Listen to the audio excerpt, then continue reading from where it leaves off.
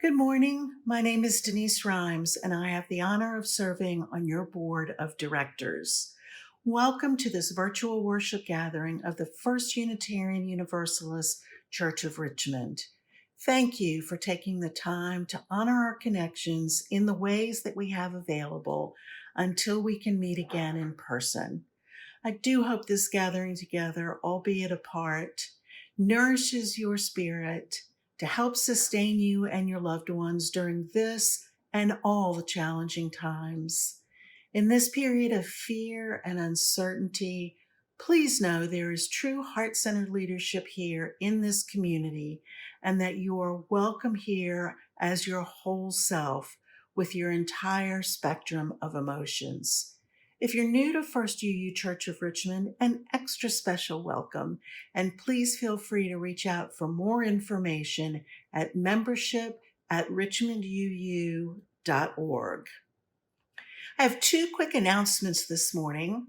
First, the public portion of our stewardship campaign has completed with a total of $549,857 pledged thus far, or about 75% of our budget. Many of you make contributions throughout the year for which we are so very grateful. When you pledge, we have a much better idea of what our income will be. So take a moment, if you haven't already, to consider letting us know via the First UU website what your giving plans are for this year. If they change, that's okay. But we're going to continue to do some follow-up in hopes of meeting our stretch goal this year and not having to make tough decisions about salary cuts a little later this year. Finally, our new board met last night for the first time. Check out First News Weekly next week for a summary of our discussion and to learn more about what we'll be working on this year.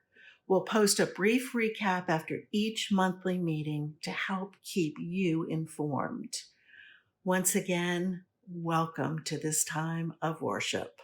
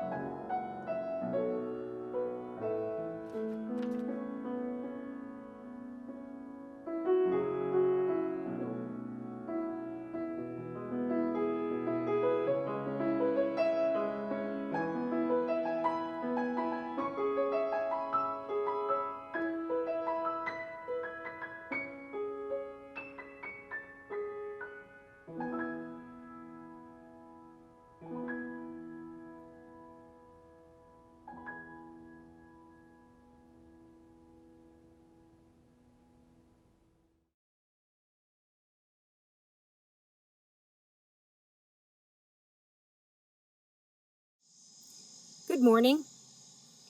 Welcome to my backyard. If this is your first visit here during these COVID days, we're so glad you're with us. I'm glad and I hope that you find something here that's worth your time and energy. And if you're returning, welcome back again. This is First Unitarian Universalist of Richmond on the virtual side of town. Glad to have you. Our service today examines what it means to live up to being beloved. We often hear now these words of beloved community, shared all over the place, common now, but not everyone understands how very difficult it is to attain truly beloved community. Even when we're committed, it's difficult because we don't know how, we don't know how people will respond. So let's just take some time today to think about how we welcome folks. It's a great morning. And so, like all big things, we begin early. Let's think of this as our beloved morning, and let's go forward to celebrate with one another just a small appreciation of what we're thinking and hoping for in the words, beloved.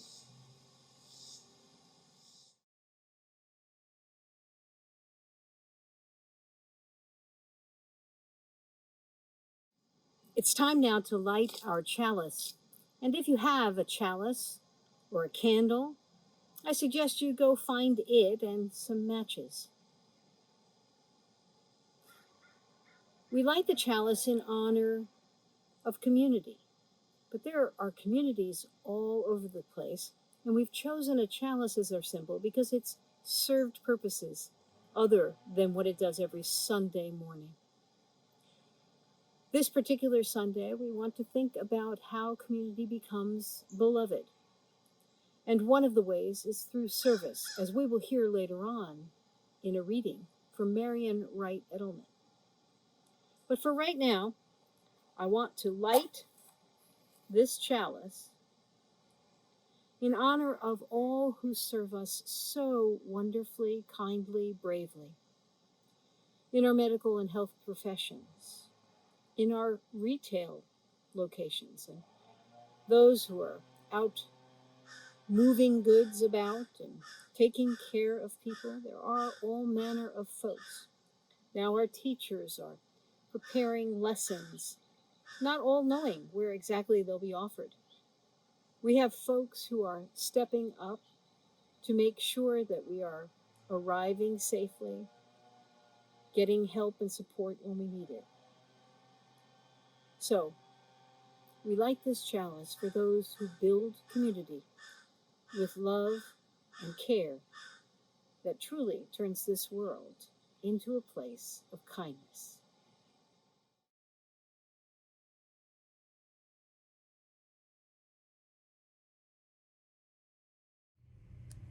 Beginning with Beloved by Jan Richardson. Begin here, beloved. Is there any other word needs saying? Any other blessing could compare with this name, this knowing? Beloved comes like a mercy to the ear that has never heard it, comes like a river to the body that has never seen such grace. Beloved comes wholly to the heart aching to be new, comes healing to the soul wanting to begin again. Beloved. Keep saying it.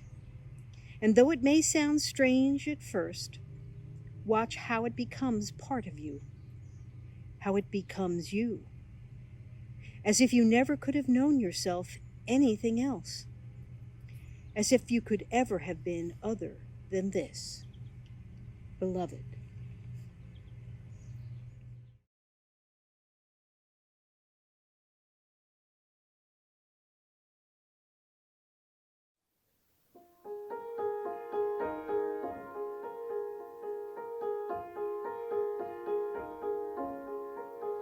I've seen violent skies over waters blue as storm clouds move on in. Darkness falls as night recalls mistakes I can't forgive. Where is the sun to clean me, to warm my blood again? A light to help me find my path, or bring me to a friend. The sun, it always rises, no matter how dark the night. A power deep inside us guides us as the dawn brings in the light. Each footstep is a battle won, even the first as the day has just begun. The sun, it always rises, and so do I, and so do I.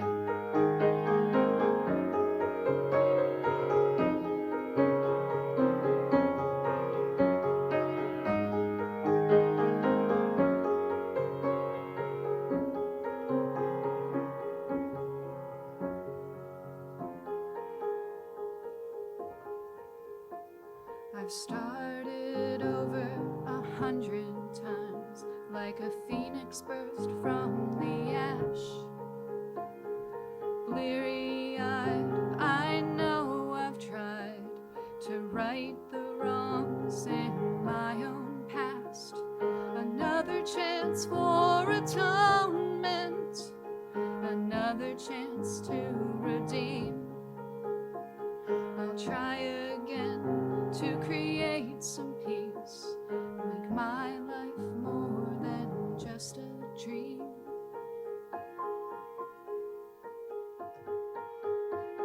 The sun, it always rises, no matter how dark the night.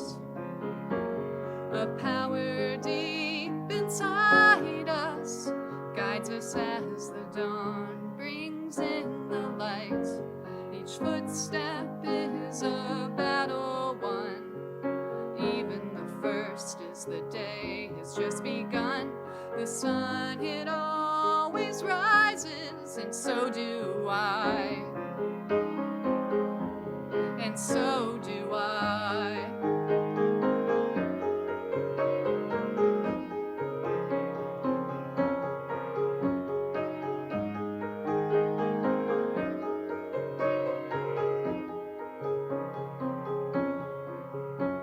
The sun, it always rises, no matter how dark the night. A power deep inside us guides us as the dawn brings in the light. Each footstep is a battle won, even the first as the day has just begun. The sun, it always rises, and so do I, and so do I.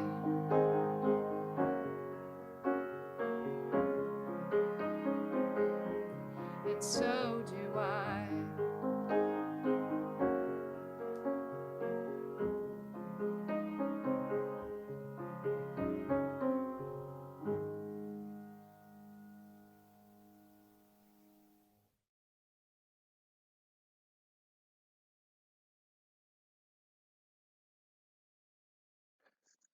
Hello, I'm Joel Blum, and I'm pleased to be able to provide you with information today about a local organization called Circles RVA, which will be the recipient of our Share the Plate for the month of August.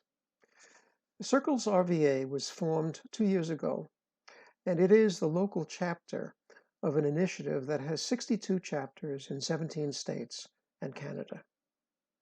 Circles RVA partners with individuals who are called leaders and their families, whose income is at or below 150% of the federal poverty guideline when they enroll in the program.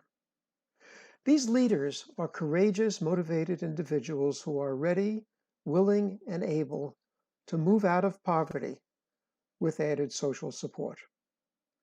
The Circle's model is centered on the establishment of sustained, intentional relationships between the leaders and volunteers from the community who are called allies. There's an ongoing need and opportunity for community volunteers to serve as allies. Allies become both cheerleaders and accountability partners for the leaders with whom they are matched. Usually 2 allies are paired with each leader. The leaders and the allies make commitments to remain in the program for 18 months.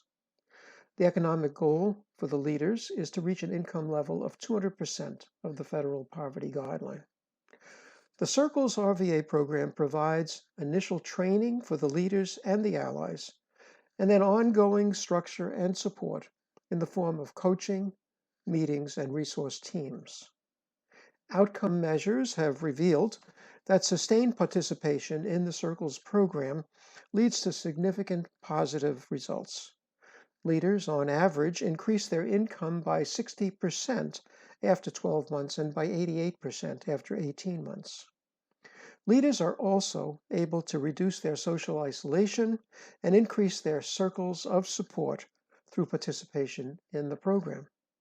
Your financial support will enable Circles RVA to continue empowering families to break the cycle of poverty and permanently move towards economic stability.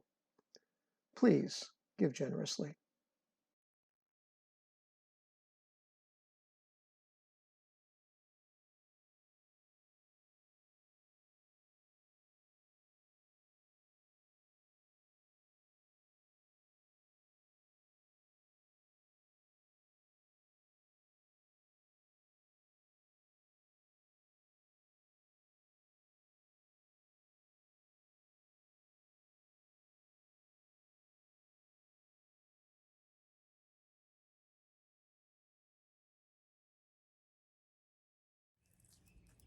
I was introduced last week to a book, Let Your Light Shine. And here's a reading written by Marian Wright Edelman, which is a good one for our morning. The adults in our churches and community made children feel valued and important. They took time and paid attention to us. They struggled to find ways to keep us busy. And while life was often hard and resources were scarce, we always knew who we were and that the measure of our worth was inside ourselves, our heads, and our hearts, and not outside in the possessions on our backs. We were told that the world had a lot of problems and that Black people had an extra lot of problems, but that they were able and obligated to struggle and change them, and that being poor was no excuse for not achieving, and that extra intellectual and material gifts brought with them the privilege and the responsibility of sharing with others less fortunate. In sum, we learned that service is the rent we pay for living. It is the very purpose of life and not something you do in your spare time.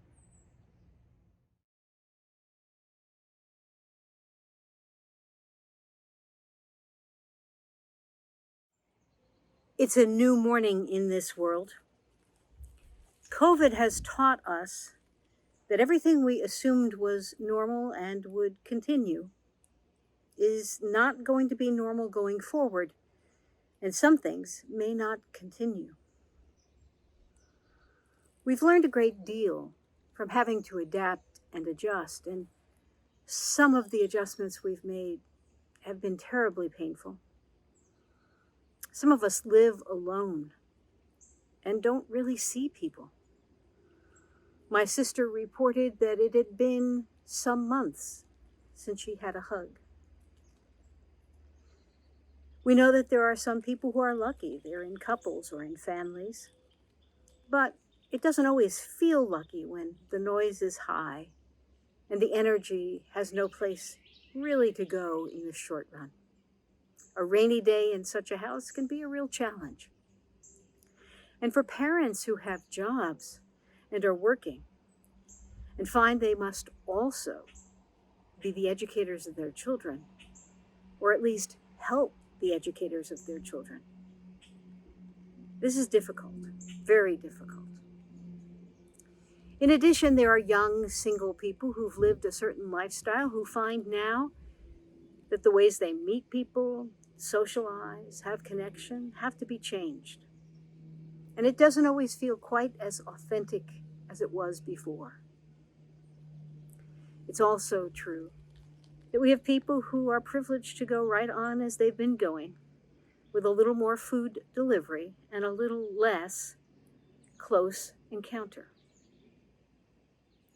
This past week, I went to see my mom and my family, and in our social distancing outside, it was often strange as a brother or sister departed, as my mother left, to not close in and offer hugs and kisses. Everything has changed. But community still can be beloved. That word that Jan Richardson shared with us in today's meditation reading. That notion that Marian Wright Edelman shared with us in her reading. Edelman is the head of the Children's Defense Fund, the founder of the Children's Defense Fund, spent her life in working for civil rights and the rights of children, in the hopes that tomorrow, as those children became adults, they would in fact be able to see themselves as beloved. And right now, we're not so different from some of the children that Marian Wright Edelman's Children's Defense Fund has served. We're experiencing a bit of trauma. Things aren't as they perhaps ought or should be, but they certainly are what they are. And we may feel sorry for ourselves. We may wonder what is next and think a little bit of woe is me. But woe is me is not who we are. Woe is me is not what we're becoming. No, we are learning that we're going to have to work harder at community. It doesn't serve us any purpose to complain about Zoom or Skype or FaceTiming, because they're the reality for some time to come. Yeah. And it won't help us particularly to wish it was otherwise, because it can't be, not safely, in a time of COVID. Therefore, in this time, to build beloved, to know beloved, we must start first with the earliest part of the day, the morning, when we look in our own mirror and ask ourselves this question: do I allow myself to be beloved? Do I know what that feels like? Do I understand what that means to people? To ask ourselves whether we care enough about ourselves to truly be beloved. And that doesn't mean a false sense of self, a overly caring nature for oneself above everyone else. It actually means to see ourselves as one beloved among many, interdependent with others. No better, no worse, but beloved all the same. In other words, do we see ourselves as someone who needs to grow and to learn how better to interact with folks? I know I struggle often with how hard it can be to communicate with folks meaningfully, even folks you love and care about. I know it's difficult for others to understand people who are different from themselves, so much so that some people give up, and even worse, some resort to hatred of anyone who's not, particularly like them.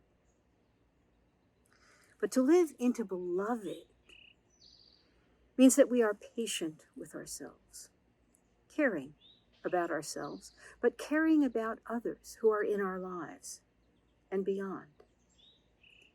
It actually means to greet the day with the affirmation that all people can be beloved, and that our opportunity in this world is to build up that community so that all feel beloved. That is the mission of the Children's Defense Fund. In a country where the majority of children born will struggle in some way, shape, or form with inadequate education, income, food, in this very country, we can do better. We can offer more. We can live in ways that communicate their belovedness and reflect back to them the beauty we see. None of that needs to stop during times of COVID. None of it. We can all write notes, pick up the phone, send a message, draw a picture and give it away, send a gift, or just drop off some flowers. All of us can do that. So, in this time where we talk about building beloved community, I have a bug there. In a time like this, we must not just learn, but act so that we can grow and act and show we care and build up community. So I have to ask us all to think of at least one thing we could be doing to build beloved community. We spent last month talking about being creative. I tried to make a cake and it was terrible. Got to go back and master that one. But now let's apply that creativity we spoke of to the question at hand. How do we act to make this a more beloved world? How can we act for others we do not know to make it more beloved? And yes, you may need to write a check, but you could call, you could check, you could learn. You could step into a world you may not be familiar with and share your love.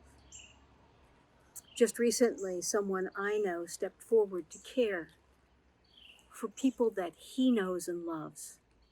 It was a big, brave, bold step, and he and his wife chose to do it because they felt things just weren't right for those young children. I'm proud of them. But to do it requires that we understand what does it mean to be beloved. So let's go back and look in the mirror and understand that beloved isn't some indulgent thing we give ourselves, but actually an invitation to love ourselves and the world equally. Second, let's learn and think, applying our creativity to the ways in which we might be beloving. It's a good word, I like it, beloving, sending a message to others of our love. And then let's not hesitate to be bold and caring. Because in this world, when we step forward, like Marian Wright Edelman, to express love and care for others, when we make ourselves available for service as the rent we pay for living, we in fact learn a great deal, become richer ourselves, but we turn the world into beloved. I hope you have this message in your heart, but if not, let's talk. If there's a difficulty for you in imagining such a thing, we're around. Amen. Blessed be. Ashe. Amen.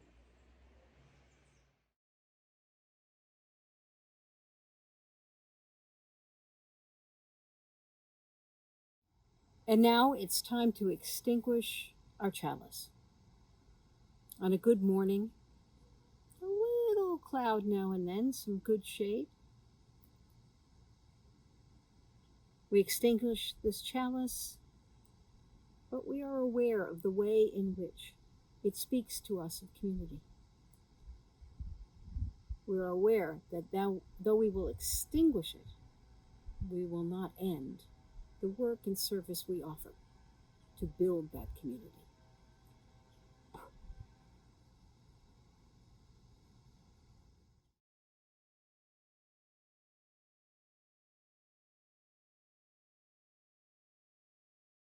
Thank you for joining us. I hope it's been a good Sunday for you, and I hope to see you again next week. And I hope that that will mean you'll maybe invite a friend to come watch or to join with you in some portion of this week's service on YouTube. Go forward, to grow, to care, to act, to be beloving in this world, so that people who might not suspect it's coming their way feel it, see it, know it through you. Change the world because it's already changed us, and make sure it heads off in the direction of beloved community. Push when pushing is required, pull when it's necessary, lift up when you can, but go and be beloved. See you next week.